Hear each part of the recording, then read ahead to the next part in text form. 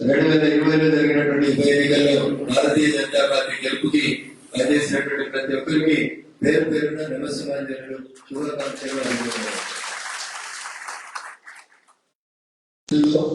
ఎవరు మాట్లాడినా ఎప్పుడు మాట్లాడినారు, దుబ్బాక ఎన్నికలకు ముందు, దుబ్బాక ఎన్నికలకు తర్వాత అని మాట్లాడుకునేటువంటి రీతి లోపల పోయిన నవంబర్ 3వ తారీఖున జరిగినటువంటి ఎన్నికల్లో మీరందరూ పడినటువంటి కష్టం, మీరందరూ చేసినటువంటి శ్రమ ఫలితంగా దుబ్బాక నియోజకవర్గం పేరు రాష్ట్ర స్థాయిలో మారిపోతా ఉంది. చివరికి ఈ దేశ ప్రధానమంత్రి నరేంద్ర మోడీ కూడా ట్వీట్ చేసినారు. మన ఎన్నికల ఫలితం వచ్చినటువంటి తారీఖు నవంబర్ 10. పోయిన దీపావళి, పోయిన నవంబర్ నెలలో దుబ్బాక ఉప ఎన్నికలలో మనం గెలిచి భారతీయ జనతా పార్టీకి ఒక బలాన్ని ఊపునిస్తే మనం చూపించినటువంటి శ్రమ, మనం చూపించినటువంటి పోరాట పడిమ, వీటన్నింటినీ ఆదర్శంగా తీసుకొని ఈ నవంబర్ లో ఇంకొక గొప్ప ఫలితాన్ని తెలంగాణ రాష్ట్ర ప్రజలు హుజూరాబాద్ ఎమ్మెల్యేగా ఈటల రాజేందర్ గారిని గెలిపించి మనకు అందించడం జరిగింది. దానికి కూడా పునాది, మొదటి అడుగు దుబ్బాక నియోజకవర్గమే ముందడుగా నిలబడింది అనేది వాస్తవం. ఈ శ్రమ, ఈ ఫలితం ఈటల రాజేందర్ గారికి వచ్చినట్టు అంత అల్కగా మనకు రాలేదు.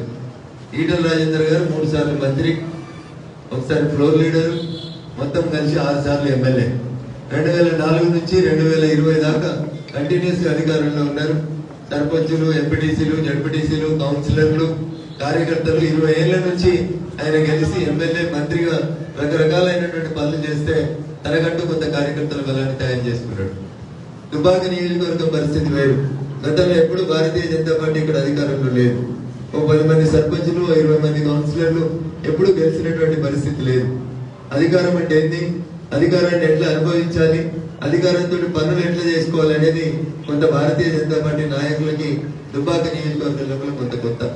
అయినప్పటికీ కూడా మీ అందరి ఆశీస్సుతో గెలిచినటువంటి నేను ఎన్నికల సందర్భంగా ఒకటే ఒక మాట ఇచ్చిన, మీకు బంగ్లా కొనిస్తా, మీకు కారు కొనిస్తా అని ఎవరికి చెప్పలేదు. దుబ్బాక నియోజకవర్గం పేరు ఈ రాష్ట్ర శాసనసభలో కానీ బయట కానీ దుబ్బాక నియోజకవర్గం పేరు ప్రతిష్టల్ని నిలబెడతా.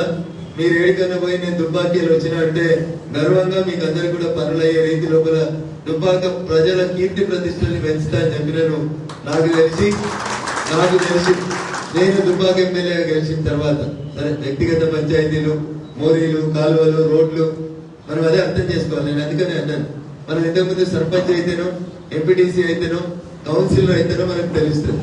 మోరీ ఎవరు తీయాలి, మోరీ ఎవరు కట్టాలి, స్తంభం మీద లైట్ రాకపోతే ఎవరిని అడగాలి అనే విషయం లోపల కొంత మనం తెలుసుకుంటున్నాం. ఇప్పుడే మొదటిసారి గెలిచినాం కాబట్టి కార్యకర్తలందరూ కూడా శిక్షణ తరగతులు పెట్టి ఏది మంచి, ఏది చెడు, ఏది ఎక్కడ మాట్లాడాలి, ఏది ఎక్కడ మాట్లాడకూడదు అనే విషయంలో కొంత అవగాహన కల్పించేందుకు ప్రయత్నం ప్రారంభిస్తా ఉన్నాం.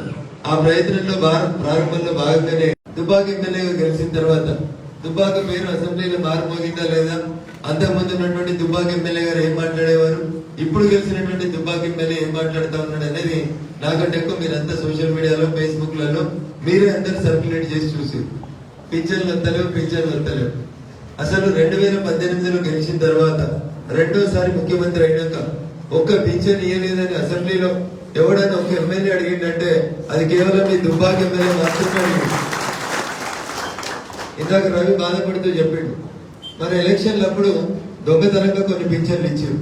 9,000 పైచీలకు పింఛన్లని రాత్రికి రాత్రి ఓట్ల కోసం ఇచ్చారు. 2018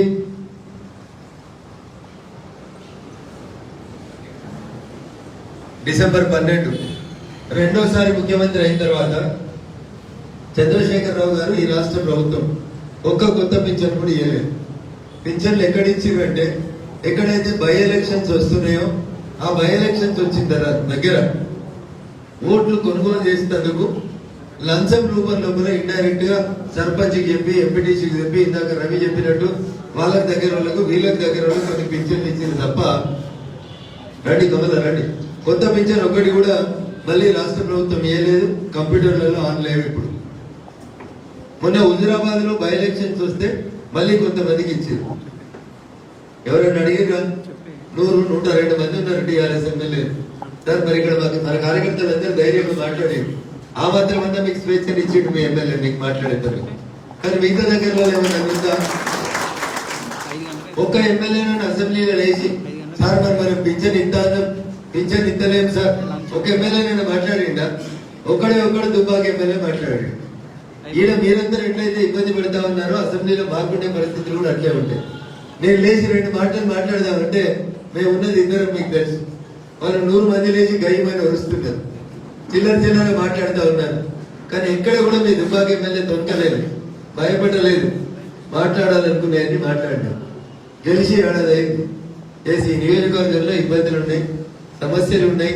పక్క నియోజకవర్గం లాగా మన నియోజకవర్గం అభివృద్ధి చెందలేదనే ప్రజలు ఇక్కడ మార్పు కోరుకున్నారు. వాళ్ళు 100 కోట్ల రూపాయలు ఖర్చు పెట్టిన దుబ్బాకలో బీజేపీ గెలిచింది. ఒకటే సంవత్సరంలో మార్పు రావాలి, ఎమ్మెల్యే గారు వచ్చిన తర్వాత కొత్తగా పనులు ప్రారంభం కావాలి. ఇది ప్రజలందరూ కోరుకుంటున్నారు.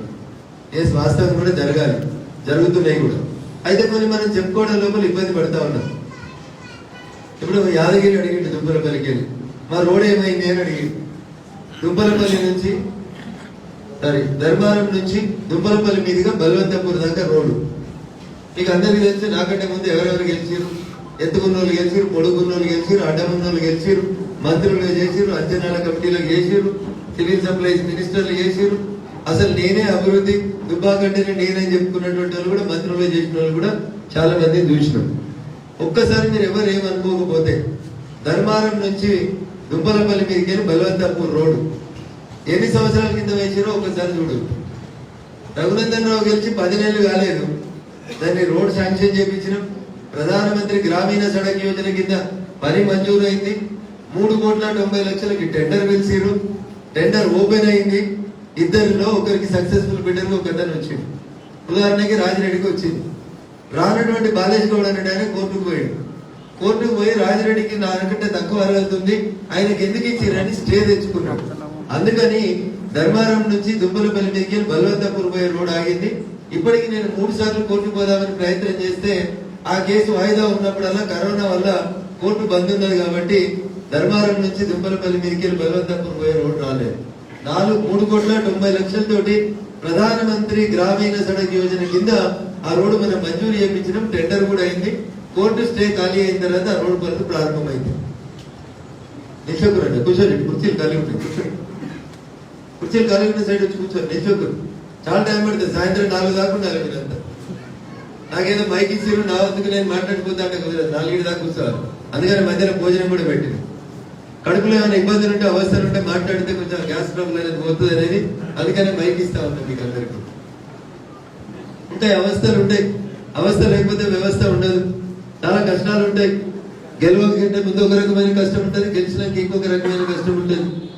గవర్నమెంట్ మాట్లాడితే కరోనా ఉందని చెప్తుంది. మార్చి 2019 నుంచి ఇవాళ దాకా ఎప్పుడు అడిగినా కరోనా వచ్చింది, పైసలు లేవనేది ప్రభుత్వం నుంచి వచ్చేటువంటి ఆన్సర్.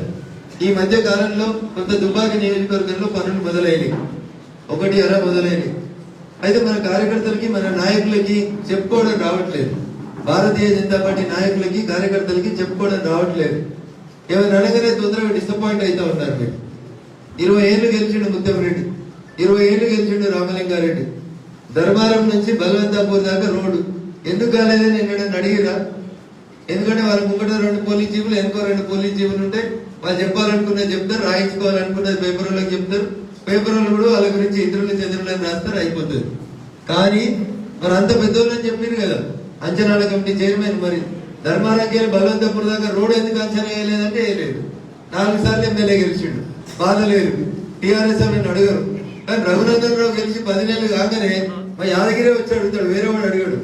వేరే పార్టీ 10 నెలల రోడ్ అయిపోతలేదు, 10 నెలల రోడ్ అయిపోతలేదు. మరి అట్లా 10 నెలలకు రోడ్ అయిపోయేది ఉంటే చెల్లాపూర్ రోడ్ ఎన్నేళ్ళకి వేసిరో చెప్పాలి. కేసీఆర్ ఎమ్మెల్యే ఉండే, అంతేనా? మళ్ళా కేసీఆర్ ఎమ్మెల్యే ఉండే, హరీష్ రావు మంత్రి ఉండే, ముత్తంరెడ్డి మంత్రి ఉండే, రామలింగారెడ్డి కూడా అంచనాల కమిటీ చైర్మన్ ఉండే. ఎన్నడేసారు దుబ్బాకేలు మోయినకుంట కాడికి పోయే రోడ్డు 20 ఏళ్ల తర్వాత దాని మీద డాంబర్ సుక్కలు పడ్డాయి. దాని మీద దాన్ని సింగిల్ రోడ్ ఇప్పుడు మనం డబుల్ రోడ్ మార్పించినాం గెలిచిన 10 నెలల్లో. కేసీఆర్ కాడికి వెళ్ళి ఎమ్మెల్యే, చెల్లపురం మీదకి వెళ్ళి ఎమ్మెల్యే, మోయినకుంట దాకా పోయి చూడు ముస్తాబాద్కి వెళ్ళి మోయినకుంటకు రోడ్ ఎట్లా వచ్చిందో. మరి కేసీఆర్ పోయిండు, హరీష్ రావు పోయిండు, ముత్తంరెడ్డి పోయిండు, రామలింగారెడ్డి ఉన్నప్పుడు లాస్ట్ కొనేళ్ళేటప్పుడు పోయిన రోడ్ అది ఎస్సీ రోడ్, చెల్లాపూర్ రోడ్. 25 ఏళ్ల తర్వాత ఒక రోడ్డు వల్లేదు. దానికోసం అంతంత పెద్దోళ్ళు కష్టపడితే కూడా రోడ్డు రాలేదు. మనోళ్ళకి ఏంటంటే అయితలేదు బరాబర్ అవుతున్నాయి. మిగతా ఎమ్మెల్యేలకు ఎట్లా వస్తున్నాయో దుబ్బాక ఎమ్మెల్యే కూడా గట్లే పైసలు వస్తా ఉన్నాయి. మొన్న అక్టోబర్లో 5 కోట్ల రూపాయల్ని రాష్ట్ర ప్రభుత్వం శాసనసభ్యులకు ఇచ్చేటువంటి అభివృద్ధి కార్యక్రమాలు KCDF అంటే అసెంబ్లీ కాన్స్టిట్యున్సీ డెవలప్మెంట్ ఫండ్ 5 కోట్ల రూపాయల్ని మొన్న అక్టోబర్లో మంజూరు చేసింది రాష్ట్ర ప్రభుత్వం. అంతకంటే ముందు పోయిన నవంబర్లో గెలిస్తే ఇప్పుడు అక్టోబర్ దాకా దాదాపు 10 నెలల పాటు ఇతర స్కీముల కింద డబ్బులు తెచ్చుకున్నాం తప్ప అసెంబ్లీ కాన్స్టిట్యున్సీ డెవలప్మెంట్ ఫండ్ ని రాష్ట్ర ప్రభుత్వం ఇవ్వలేదు. అదేంటి అంటే దేశమంతా కరోనా వచ్చింది, పైసలు లేవు కాబట్టి ఇస్తలేమో అని చెప్పారు. ఎంపీలకైతే రెండు సంవత్సరాలు అయిపోయింది, ఇప్పుడు దాకా డబ్బులే రావట్లేదు. దేశంలో ఉన్నటువంటి పరిస్థితులు ఈ రకంగా ఉన్నాయి. అయినప్పటికీ కూడా దుబ్బాక ఎమ్మెల్యే అంటే భయానికో భక్తికో మంచికో చెడుకో 4 పనులు జరుగుతూ ఉన్నాయి. దుబ్బాక బస్ స్టాండ్ బాగా ఫేమస్ అయింది.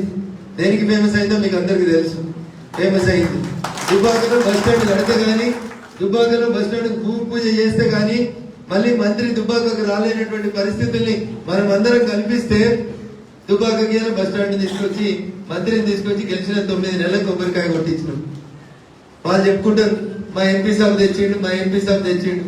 మీరు ఆలోచించాలి, ఎంపీ ఇయర్ గెలవలేదు, ఎంపీ 2014లో గెలిచిండు. నిజంగా ఎంపీ గారికి దుబ్బాక మీద ప్రేమ ఉంటే, దుబ్బాక బస్ స్టాండ్ బాగలేదని ఆలోచన ఉంటే 2014 నుంచి 2021 దాకా దుబ్బాక కొత్త బస్ స్టాండ్ ఎందుకు రాలేదో ఒకసారి ఆలోచించాలి. ప్రభుత్వం వాళ్ళది, మనం కొట్లాడినాం, మనం అడిగినాం. మనం అసెంబ్లీలో రోడ్లు భవనాల శాఖ మంత్రిని అడిగినాం, అసెంబ్లీలో ఆర్టీసీ మంత్రిని అడిగినాం. అందరిని అడిగితే తప్పనిసరి పరిస్థితులలో ఆర్థిక శాఖ మంత్రి గారు దుబ్బాక బస్ స్టాండ్ కొబ్బరికాయ కొట్టిండు. ఇది ఎవరు చెప్పుకోవాలి? వాళ్ళ బలహీనత ఏంది? చెప్పుకోవడం బంద్ అయిపోయింది. గెలిచిన కానీ అన్ని రగానే చేయాలని చెప్పి ఆలోచిస్తా ఉన్నారు. వాళ్ళు వచ్చి నిర్ణయాలు వచ్చి బస్ స్టాండ్ మేమే కడుతున్నాం, మీరే కట్టాలి. అధికారంలో ఉన్నది మీరే. మీ మెడల్ మంచి మీతో బస్ స్టాండ్ కట్టిస్తా అని చెప్పినాం, బరాబర్ కట్టిస్తా ఉన్నాం. రఘునందన్ రావు ముఖ్యమంత్రి కాదు, రఘునందన్ రావు ఆర్థిక మంత్రి కాదు. రఘునందన్ రావు దగ్గర పైసలు ఉన్నాయి, రాష్ట్ర ప్రభుత్వం దగ్గర పైసలు కొట్లాడి తెస్తా అని చెప్పినా బరాబరి కొట్లాడి తెస్తా ఉన్నారు. మీరు అందరు చూసిరు 100 పడకల దవాఖాన కట్టమంటే గజవల్ల దవాఖాన ఓపెన్ అయి 4 ఏళ్ళు అయింది. దుబ్బాకల దవాఖాన ఓపెన్ చేయమంటే తీసుకొని డబుల్ బెడ్రూమ్ లో కడుకోవాలి, దవాఖాన కడుకోవాలి, డబుల్ బెడ్రూమ్ లో కడుకోవాలి, దవాఖాన కడుకోవాలి. ఇంతకు మించి ఏం జరగలేదు దుబ్బాకల. నేను తీసుకున్నాం, స్క్రూటినీ చేసినాం, 20 మందిని స్పెషల్ ఆఫీసర్లను వేసినాం. 20 వార్డులలో ఎవరెవరి దరఖాస్తులు వచ్చినాయో ఇంటింటికి తిరిగి స్క్రూటినీ కార్యక్రమాన్ని డబుల్ బెడ్రూమ్ ఇళ్ల కార్యక్రమం పూర్తయింది. వాళ్ళకి ఏంటంటే మధ్యలో మన హుజురాబాద్ ఎలక్షన్ రావడం వల్ల కలెక్టర్ గారిని తీసుకొచ్చి మంత్రిని తీసుకొచ్చి సెలెక్ట్ అయిన వాళ్ళగా ఇళ్ల పంపిణీ కార్యక్రమం పూర్తి చేయలేకపోయాం. ఈ 1 ఇయర్ అయ్యేసరికి పూర్తి చేయాలని నేను ప్రతిసారి కష్టపడి కొట్లాడి డబుల్ బెడ్రూమ్ లకు ఇన్ఫ్రాస్ట్రక్చర్ కావాలని మీటింగ్ పెట్టించి 4 కోట్ల రూపాయల్ని ఒక్కడే రోజు హరీష్ గారు నేను కూర్చోబెట్టి కలెక్టర్ కార్యాలయంలో ఎందుకు మా బలవంతపూర్ లో సీసీ రోడ్ రాదు, డబుల్ బెడ్రూమ్ లకు మోరీలు ఎందుకు రావు అని నిల్చోబెట్టి కొట్లాడితే 4 కోట్ల రూపాయలు దుబ్బాక నియోజకవర్గంలో డబుల్ బెడ్రూమ్ ఇళ్లకు మంజూరు చేయించాం. బస్ స్టాండ్ కు ఒక 4 కోట్ల, పక్కనున్న పెయింటిల్ని తీసి కొత్తిల్లు కట్టాలంటే ఎన్ని రోజులు పడుతుందో, కొత్తిల్లు కట్టాలంటే ఏడాది కడుతుంది, దగ్గర ఏడాది పడుతుంది. చిన్న స్థాయిలో మన ఇల్లు మనం కట్టుకుంటాం, కొంచెం పెద్ద స్థాయిలో కట్టాలన్నప్పుడు కొంచెం టైం పడుతుంది. అందుకని భారతీయ జనతా పార్టీ కార్యకర్తలు, నాయకులు అందరూ కూడా మీరు ఒకటి గుర్తుపెట్టుకోరు, ఎక్కడ కూడా మీ పేరు, మీ గౌరవం, మీ ప్రతిష్టలకి మీ ఎమ్మెల్యే గారి ద్వారా భంగం వాటిలేదు. అంతవరకు గుర్తుంచుకోండి. ఇస్తే మర్యాదగా సాధన తీసుకొస్తాం, వాళ్ళని నుంచి వాళ్ళకే దండేసి కొబ్బరికాయ కొట్టమని అడుగుతాం. మర్యాద ఇవ్వకపోతే బేమర్యాదగా ఎట్లా తీసుకురావాలి, ఎట్లా నోటి పెట్టాలి అనేది నాకు తెలిసినంత ఇంకెవరికి తెలియదు. దానికంతా బలం మీరే. వాళ్ళు మంది మార్మలాంటి తోలుకొని వస్తే 9 నెలల తర్వాత మంత్రి వస్తే మీరు నిల్చోరు అంటే మనం 100 మంది నిల్చుంటే వాళ్ళు 1000 మంది కూడా భయపడిపోయారు. పోయి రాబోలేదా? వాళ్ళు గిరాకించి తెచ్చుకున్నారు. మనలో అసలు సిస్టర్ కార్యకర్తలు 100 మంది వస్తే భయపడిపోయేటువంటి పరిస్థితి వచ్చింది. కూపన్ కార్డులు ఎవరు మాట్లాడినారు? రేషన్ కార్డు కావాలని అసెంబ్లీలో ఎన్ని రోజులు రేషన్ కార్డు రాక 2018లో ముఖ్యమంత్రి అయితే 21 ఉన్నాం. మొన్న ఇచ్చిరు కూపన్ కార్డు, ఇచ్చిరా? వచ్చినారా లేదా కూపన్ కార్డు? ఎవరు మాట్లాడారు కూపన్ కార్డు కావాలని అసెంబ్లీలో? అప్పుడే చూస్తలేరా టీవీలు? ఎన్ని ఇచ్చినావు సార్? అసలు కొత్త రేషన్ కార్డులు ఎన్ని ఇచ్చినావు? నువ్వు ముఖ్యమంత్రి అయిన తర్వాత లెక్క చెప్పు అంటే అసెంబ్లీలో ముఖ్యమంత్రి గారు తడబడ్డారు, తప్పు చెప్పారు లెక్కలు. 60 లక్షలు ఇచ్చినా 30 లక్షలు ఇచ్చినా అనేది లెక్క చెప్తుంటే హరీష్ గారు ఉరికి కాగితం ఇచ్చి మామ తప్పు చెప్తున్నావు సరిదిద్దుకో అంటే కొత్త ఇచ్చినాం ఇస్తున్నాం ప్రాసెస్ లో ఉన్నాయని చెప్పి మరి దుబాకలోకి ఏమి ఇబ్బంది వచ్చింది? పైసలు వస్తలేవు, రోడ్ వస్తలేదు, డబుల్ బెడ్రూమ్లు వస్తలేవు, బరాబర్ వస్తాయి. రాకుంటే ఎడికి పోతాయి? సిద్దిపేటకి ఎన్ని వచ్చినాయో, గజ్వేల్కి ఎన్ని వచ్చినాయో, దుబ్బాక కూడా గన్ని అదే హరీష్ రావు సచ్చినట్టు సంతకం పెట్టి ఇస్తాడు. ఇవ్వకపోతే మళ్ళీ దుబ్బాకకి రాడు. దానికి పెట్టుకోరు. మీరు గెలిచినాక 9 నెలలకు ఒకసారి వచ్చిండు. ఇప్పుడు పిలుస్తా ఉన్నాం ముఖ్యమంత్రి గారిని. గుడి ఓపెనింగ్ రమ్మన్నం రాలే, దవాఖాన ఓపెనింగ్ రమ్మన్నం రాలేదు, స్కూల్ ఓపెనింగ్ రమ్మని అడిగినా వస్తలేరు. భయపడి వాళ్ళు నాకు కొబ్బరికాయ కొట్టుకొని చేసుకోవచ్చు, కానీ సంస్కారం కాదు కాబట్టి ఓపిక ఉంటున్నాం. మరి కొంతమంది సంస్కార ఇల్లు ఏం చేస్తున్నారంటే మేము ఎమ్మెల్యేని పిలువం, మా ఇంటి ముంగట మేమే రోడ్డు కట్టుకుంటాం అంటున్నారు. సరే, వాళ్ళ సంస్కారం, వాళ్ళ మీద చర్యలు ఎట్లా పెట్టాలి, కేసులు ఏం చేయాలని తర్వాత చూస్తూ ఉంటాం. ఖచ్చితంగా దుబ్బాక నియోజకవర్గం పేరు అసెంబ్లీ నడిచినన్ని రోజులు అసెంబ్లీలో ప్రతిరోజు మీ పేరు మీ అక్కడ రఘునందన్ రావు గారు ఎమ్మెల్యే. ఎవరు ఎమ్మెల్యే? దుబ్బాక ఎమ్మెల్యే మాట్లాడుతున్నాడంటే ఎవరి గౌరవంగా ఉండాలి? జయ జయ హే తెలంగాణ జనని జయకేతనం మన గీతం కాదని ముఖ్యమంత్రి లేచి చేతులు కట్టుకొని సమాధానం చెప్పే పరిస్థితిని కల్పించింది మీ దుబ్బాక ఎమ్మెల్యే. ఆశలు ఎక్కువ ఉన్నాయి, అంచనాలు ఎక్కువ ఉన్నాయి. ఒకటే రోజు ఇవన్నీ పోవాలి, అన్ని బంగ్లాలు కావాలని కోరుకున్నాం. కళ కనడంలో తప్పు లేదు. కళ నెరవేరే దిశగా మన పనులు పడాలి, అడుగులు పడాలి, దాంట్లో కూడా తప్పు లేదు. ఆశపడ్డంలో తప్పు లేదు. అబ్దుల్ కలాం గారు చెప్తారు కళలు కలాలి, స్కై ఈజ్ యువర్ లిమిట్ అని. దుబ్బాక కూడా సిద్దిపేట కంటే గొప్ప కావాలని నేను కూడా కళలు కంటా ఉన్నా. అక్షీపూర్ చౌరస్తా నుంచి తెలంగాణ తల్లి విగ్రహం దాకా, అంబేద్కర్ విగ్రహం దాకా మధ్యలో ఒక డివైడర్ పెట్టి 4 లైన్ రోడ్ ఇవ్వాలి. ముఖ్యమంత్రి గారిని, రోడ్లు భవనాల శాఖ మంత్రిని, ఆఖరికి హరీష్ రావు గారిని కూడా 10 సార్లు అడిగిన. ఇక్కడ ఫంక్షన్ హాల్లో కూపన్ కార్డు వచ్చినందుకు వచ్చిన రోజు కూడా అడిగిన. అన్న ఇందాక పైసలు లేవు, మళ్ళీ వచ్చినప్పుడు ఇస్తా అన్నాడు. అసెంబ్లీలో ముఖ్యమంత్రి గారిని అడిగిన, సార్ పేరు గొప్ప, ఊరు దిబ్బ గలీజ్ ఉంటది, నీ గజ్వేల్లో డివైడర్ అయింది, సిద్దిపేటలో అయింది, సిరిసిల్లలో అయింది, దుబ్బాకలో ఒక డివైడర్, అంశీపూర్ కాడికి వెళ్ళి అంబేద్కర్ బొమ్మ ఒక డివైడర్ ఈ సార్ రోడ్డు మంచిగా వెడల్పు చేసుకుందాం, మంచిగా చేసుకుందామని అడుగుతున్నాం. ఎవరు మాట్లాడారు? ఎవరు చేయరు. ఈయన కాకపోతే రేపు వస్తాడు ముఖ్యమంత్రి. వచ్చిన రోజు లెక్క పెట్టి దుబ్బాకకు రావాల్సిన పైసలు గత 10 ఏళ్ల కూడా బాకీ ఉన్నాయి, అన్ని లెక్క పెట్టి ముఖ్యమంత్రి తోటి దుబ్బాక నియోజకవర్గాన్ని గుర్తిస్తారు. దాంట్లో ఎవరికి ఎట్లాంటి అనుమానం ఉండాల్సిన అవసరం లేదు. మనం అనుకుంటే సాధ్యం కాదు, ఏముండదు. దుబ్బాకలో బీజేపీకి ఎత్తుందని ఎగసక్కాలు చేసిరు. గెలిచిందా గెలవలేదా? గెలిచిందా గెలవలేదా? దుబ్బాక పేరు నిలబెడతా అని చెప్పిన, నిలబడదా నిలబడలేదా? ఏడాది కోలే దుబ్బాక ఎమ్మెల్యే పేరు తీసుకోకుండా బీజేపీలో మీటింగ్ ఉండలేదు, టీఆర్ఎస్ లో మీటింగ్ ఉండలేదు. పోలీసు వాళ్ళు కూడా మనం ఇక్కడ కూర్చుంటే వచ్చి వీడియోలు తీసుకొని పోతుంటారు. ఏం జరుగుతుంది దుబ్బాకలో ఎట్లున్నది అని చెప్పి తీసుకొని పోతుంటారు. అందుకని కార్యకర్తలు అర్థం చేసుకోవాలి. ఏది 4 గోడల మధ్యలో మనం మాట్లాడాలి, ఏది క్యాంప్ ఆఫీస్ లో మాట్లాడాలి, ఏది ఎక్కడ మాట్లాడాలి అనే దానికి కొన్ని సర్టన్ లిమిటేషన్స్ ఉంటాయి. మోరి అయితే లేదు. మోరి ఎవరు కట్టాలి? సర్పంచ్ కట్టాలి. సర్పంచ్ కడతలేడు. ఏమంటున్నాడు? మీ ఎమ్మెల్యే సాబుని అడుగు అంటున్నాడు. దానికి నువ్వెందుకు రవై రిజైన్ చేయని చెప్పాలి. మోరీ కూడా ఎమ్మెల్యే సాబే కట్టాలంటే మరి సర్పంచ్ ఎందుకు రవై నువ్వు రిజైన్ చేయి, మా ఎమ్మెల్యే సాబుని తోలుకొచ్చి మోరీ కట్టిద్దా అని చెప్పాలి. ఆ సర్పంచ్కి చెప్పాలి ఇంకో మాట, మరి సర్పంచ్ సాబ్ నీకు ఓటు వేసినప్పుడు నువ్వు టీఆర్ఎస్ బీజేపీ కాంగ్రెస్ చెప్పలే, నీకు పార్టీ గుర్తు లేదని నువ్వు నిలిచుంటే చదువుకున్నవి తెలివిగలవి మా ఊరిని బాగు చేద్దామని. పోయినసారి సర్పంచ్ మంచిగా చేయలేదని, చిన్న వయసులోని మంచోనివి మంచిగా చేద్దామని ఓటేసిన తప్ప ఏమో ఎమ్మెల్యే సాబుని అడుకోమంటే వారిని నువ్వెందుకు అని అడగాలి. ఏం భయపడాల్సినటువంటి అవసరం లేదు. మనం చేసినటువంటి పనులను మనం చెప్పుకోలేకపోతా ఉన్నాం. పట్టినా గురవడతలేరు దుబ్బాక బస్ స్టాండ్. మళ్ళీ ఎలక్షన్ వరకు దుబ్బాక కొత్త బస్ స్టాండ్ రాకపోతే ప్రచారానికి వస్తాడు హరీష్ రావు. వస్తే ఊపుకుంటారా దుబ్బాక? ఏమైంది నీ పాత బస్ స్టాండ్ అని అడుగుతారా? అడగరా? ఇజ్జత్గానే కట్టియాల్సినటువంటి పరిస్థితులు వచ్చినాయి ఈ రోజు. దీన్నే ఒత్తిడి సృష్టించడం ఓటం. నేను ఇలా శాంక్షన్ ఇయ్యలేని పరిస్థితిలో ఉండొచ్చు. నేను మంత్రిని కాకపోవచ్చు, ముఖ్యమంత్రిని కాకపోవచ్చు. ఏ ముఖ్యమంత్రి అధికారులు ఉన్నాడో ఆయన దగ్గరికి వెళ్ళి లెక్క పెట్టి మనం పైసలు తెచ్చుకుంటున్నామా లేదా, దట్ ఈస్ మోర్ ఇంపార్టెంట్ అనేది మీరు అందరూ కూడా దయచేసి ఆలోచించాలి. దవాఖానకు రోడ్ వేయాలన్నారు, 120 లక్షలు పెట్టి రోడ్ వేసినాం. మధ్యలో వాళ్ళు వేరు టీఆర్ఎస్ వాళ్ళు. పేరు రఘునందన్ రావు వస్తుంది. మేము 10 ఏళ్ల పూల కట్టిన దవాఖాన రఘునందన్ రావు ఓపెన్ చేస్తాడు. అందుకని మధ్యలో ఫెన్సింగ్ వేయడం ఫెన్సింగ్ వేయించారు. వేయించిరా 200 గజాలకు ఫెన్సింగ్ వేసారు. 120 లక్షలు పెట్టి మనం రోడ్ మంజూరు చేసి గెలిచిన ఏడాదిలో సిమెంట్ రోడ్ వేసి దవాఖానకి ఇంత రంగులు వేసి దవాఖాన ఓపెన్ చేద్దామని చూసినాం. ఏమైంది? దవాఖాన ఓపెన్ చేస్తే సిద్దిపేట కోవిడ్ తక్కువ అవుతుంది. పేషెంట్లు అందరికీ దుబ్బాక దవాఖాన, అంత పెద్ద దవాఖాన కట్టుకున్నాం. 10 ఏళ్ల పోలే కడుతున్నాం దవాఖాన. ఓపెన్ కావాలా వద్దా? ఎవరు ఆపుతున్నారు? రోడ్డు పేరు చెప్పుకుంటే సిగ్గుపోతుంది. టీఆర్ఎస్ వాళ్ళే పోయి ఫెన్సింగ్ చేయమంటారు, వాళ్ళే పోయి చేయమని చెప్తారు, దాన్ని ఆపమని చెప్తారు. ఎన్ని రోజులు ఆపుతారు? ఇడికెళ్ళి మనం ఇక్కడ పోదామనుకుంటే ఇప్పుడు అయిపోదా సిమెంట్ రోడ్? ఆపుతారా పోలీసులు? ఎమ్మెల్యే సాబ్ అనుకుంటే పొద్దుగల నుంచి అనుకుంటే పొద్దుగల రోడ్ అయిపోతుంది. అయిపోతుందా? అయిపోదా? మనం పోయి గడిలు తీసుడు కష్టమవుతుందా? తీసేయలేమా? 10 కేసులు అయినా ఎలక్షన్ అప్పుడు ఇంకో కేసు అవుతుంది, 11వ కేసు అవుతుంది. అంతేనా? కానీ నేను అదే కలెక్టర్ గారి మీద పెట్టిన బాధ్యత. సార్, నువ్వు నాటకాలు చేస్తా ఉన్నావు, నువ్వు రాజకీయం చేస్తా ఉన్నావు, పేరు రఘునందన్ రావు కొత్తదని రోడ్ ఆపినావు. మీరే మీ మంత్రిని దొరకొచ్చుకో, నువ్వే కొబ్బరికాయ కొట్టుకో. నాకేం కిరీటం వద్దు, నాకేం దండొద్దు, మీకే దండేసి చాలుగా కలుపుతాం.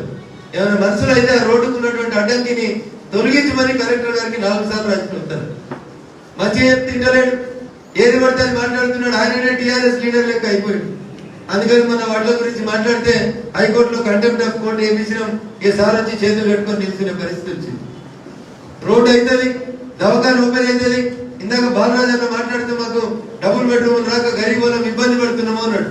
లిస్టు ఫైనల్ అయింది, ఎక్కడికక్కడ వార్డులలో వేస్తారు. దాంట్లో మీకు ఏమైనా అభ్యంతరాలు ఉంటే తెలియజేయండి. సాధ్యమైనంత తొందరగా ఎన్నికలు కూడా అయిపోయింది కాబట్టి మంత్రి గారినో ముఖ్యమంత్రి గారినో పిలిచి డబుల్ బెడ్రూమ్ ఇళ్ళ పంపిణీ కార్యక్రమం కూడా పూర్తి అవుతుంది. నేను ప్రతి సంవత్సరం చెప్పేవాడిని, ఎప్పుడు చెప్పినా ఈ దసరాకి ఇస్తే మళ్ళా దసరాకి ఇస్తామన్నారు, మళ్ళా దసరా అయితే మళ్ళీ ఉగాదికి ఇస్తామని. నేను అట్లా చెప్పదలుచుకోలేదు, కానీ పని మాత్రం మెటీరియలైజ్ అయింది. ఏ నిమిషమైనా నోటిఫికేషన్ అన్ని కూడా బోర్డు మీద పెట్టి ఎవరు లబ్ధిదారులు అనేది ఎంపిక చేసినటువంటి లిస్ట్ ని ప్రదర్శిస్తారు. వాళ్ళు ఇచ్చినా ఇవ్వకుండా హరీష్ రావు అడ్డం పడ్డా, ఇంకా ఎంపీలు అడ్డం పడ్డా, మున్సిపల్ చైర్పర్సన్ అడ్డం పడ్డా, ఎవరు అడ్డం పడ్డా దుబ్బాక డెవలప్మెంట్ అనేది జరుగుతుంది, జరిపించి తీరుతాడు మీ ఎమ్మెల్యే. రోడ్డు వెడల్పు అవుతుంది, డివైడర్ వస్తుంది. ఆడు పైసలు ఎందుకు ఇయ్యడో ఎంత ఇయ్యడో ఆపేటోడు ఎవడో వాళ్ళ లెక్కలు వీళ్ళ లెక్కలు ఇద్దరు లెక్కలు తీసి బరాబరి అంశీపూర్ కడికి రోడ్ కూడా తీసుకొస్తారు. భూంపల్లి మండల కేంద్రం కావాలనేది చాలా రోజుల నుంచి కోరుకుంటే, నేను గెలవగానే రుద్రారం సర్పంచ్ భిక్షపతికి చెప్తే 9 మంది గ్రామాల సర్పంచ్ తోటి ఒక తీర్మానం తీసుకొచ్చారు. నేను ఎప్పుడు కలుస్తాడా ముఖ్యమంత్రి అని చెప్పి ఎదురు చూస్తా ఉంటే మన సిద్దిపేట కలెక్టరేట్ ఓపెనింగ్ వచ్చినప్పుడు సార్ ఇది నాకు ఒక మండల కేంద్రం కావాలని దరఖాస్తు ఇస్తే 5 నిమిషాల్లో ముఖ్యమంత్రి గారు కొత్త మండలం మంజూరు చేస్తూ అనౌన్స్ చేశారు.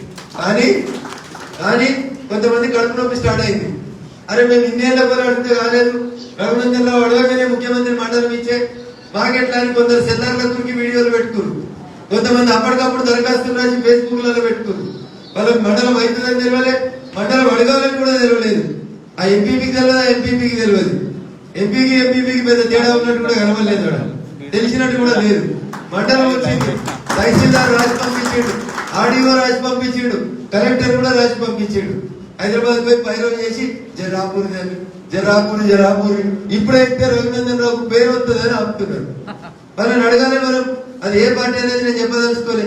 ఎవరనేది మీకు అందరికి తెలుస్తూనే ఉంటది. ఎవరనేది మీకు తెలుస్తూనే ఉంటది. ఏం కాదు, టీవీలో రికార్డ్ చేసినా పేపర్లు రాసినా భయపడేది ఏం లేదు, మొహమాటం ఏం లేదు. అందరూ జరుగుతున్నది జనానికి తెలవాలి, వాళ్ళతోటే తెలుస్తుంది కాబట్టి మాట్లాడుతూ ఉంటారు. మండలం కావాలి, బస్ స్టాండ్ కావాలి, దవాఖాన ఓపెన్ కావాలి, డబుల్ బెడ్రూమ్ ఓపెన్ కావాలి. 2 సార్లు గెలిచిన వాళ్ళు ఎందుకు చేయలేదు? ఇవాళ ఎందుకు తిరుగుతున్నారు దుబ్బాకల?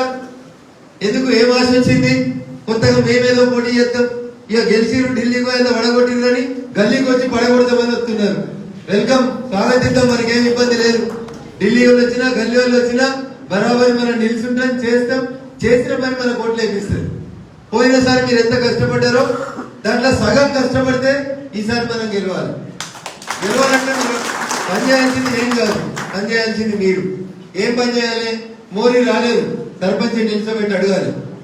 ఎమ్మెల్యేలు మోరీలు ఇయ్యరు, బోరింగ్ హ్యాండిల్ వేయరు, నల్ల నీళ్ళు వస్తలేమంటే ఎమ్మెల్యేలు పని చేయరు.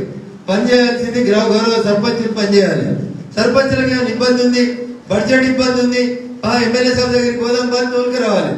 నేను రాను, నేను నా జాగాలో ఉంటా, మీ ఎమ్మెల్యేని వచ్చి పని చేయమని అన్నాడు అనుకో, మీరు వచ్చి నాకు చెప్తే నేను ఏడ సురుకు పెట్టాలి, ఏడ మంట పెట్టాలి అనేది నాకు తెలుసు కాబట్టి బరాబరి పెడతాం. వాళ్ళు మర్యాదగా పని చేస్తే మనం మర్యాదగా పని చేయించుకుంటాం. కాదు కూడదంటే మనకుండే మంత్రం మనకు ఉంటుంది. సంగీతానికి చింతకాయలు రాలినప్పుడు దానికి ఏం మంత్రం పాడాలో ఆ మంత్రం పాడతారు. కాబట్టి మీరు ఎవరు అధైర్యపడాల్సినటువంటి అవసరం లేదు. మీడియా మిత్రులకి ధన్యవాదాలు. భోజనం ఉందన్నా ఒక అర్ధగంట తర్వాత భోజనం చేసుకోవాలి ప్లీజ్. 10 నిమిషాలు కింద ఉంటుంది ప్లీజ్. 2 గంటలకు భోజనం స్టార్ట్ చేస్తాం. 2 గంటలకు 15 నిమిషాలు ఉంది రెండింటి దయచేసి.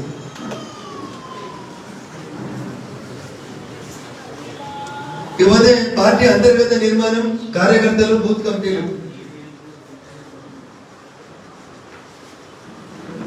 ఎవరో ఒకరు మాట్లాడి పేరు ఫోన్లు ఎత్తుతలేరు మాట్లాడు.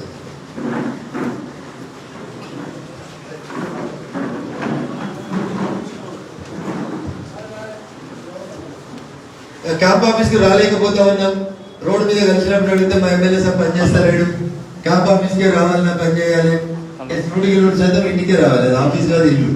ఇంటికే రావాలి, ఓపిక కూర్చోవాలి, పని చేయించుకోవాలి, పోవాలి. దాంట్లో ధర్మానం లేదు. ధర్మానం అంటే చెప్పినాడు, రోడ్డు పరిస్థితి చెప్పినాడు. ఎవరో ఒకరు ఆరోపణ చేసి రాజు చేయకూడదు అనుకుంటారు. ఆ ఫోన్ ఎత్తాడు ఎమ్మెల్యే సార్. ఇంతకంటే దుర్మార్గమైనటువంటి ఆరోపణ ఇంకొకటి లేదు. రాత్రి 12ంటికి ఫోన్ చేసినా ఫోన్ ఎత్తేటోడు మీ ఎమ్మెల్యేలే. ఒకవేళ మీటింగ్ లో ఉన్నాయి, ఇప్పుడు 50 మిస్ కాల్ పడ్డాయి. ఇట్లాంటి సందర్భంగా ఇట్లాంటి ఏదైనా మీటింగ్ లో ఉంటేనో, అసెంబ్లీలో ఉంటేనో ఫోన్ ఎత్తలేని పరిస్థితి ఉంటే తప్ప ఖాళీగా ఉన్నా అంటే కంపల్సరీ ఫోన్ ఎత్తేటోడు అంటే రఘునందన్ రావే ఎత్తుతాడు. ఒక ఫోటో వచ్చి మీరు క్యాంప్ ఆఫీస్ లో ఒక ఫోటో వచ్చి క్యాంప్ ఆఫీస్ లో కూర్చొని, క్యాంప్ ఆఫీస్ లో సరిగా వసతులు లేవు, ఇప్పుడే స్టార్ట్ అవుతుంది. మీరు వచ్చి కూర్చుంటే కూడా భోజనం సమయానికి భోజనం ఏర్పాటు చేయాలని ఆలోచన చేసి క్యాంప్ ఆఫీస్ కు కాంపౌండ్ వాళ్ళు ఇంత భోజనశాల ఇట్లాంటి ఏర్పాటు చేస్తా ఉన్నాం. అది ఒక 15 రోజులు 20 రోజుల్లో కూడా స్టార్ట్ అవుతుంది. ఎవరు క్యాంప్ ఆఫీస్కి వచ్చినా ఉపవాసం ఉండాల్సిన అవసరం లేకుండా భోజనం టైంలో వస్తే భోజనం పెట్టేందుకు కూడా వ్యవస్థను ఏర్పాటు చేస్తా ఉన్నారు. ఇల్లు అలకంగానే పండుగ ఒకటే రోజులు అన్ని కార్యక్రమాలు పూర్తిగా. అందుకని కొంచెం టైం తీసుకోవాల్సిందిగా మీకు అందరూ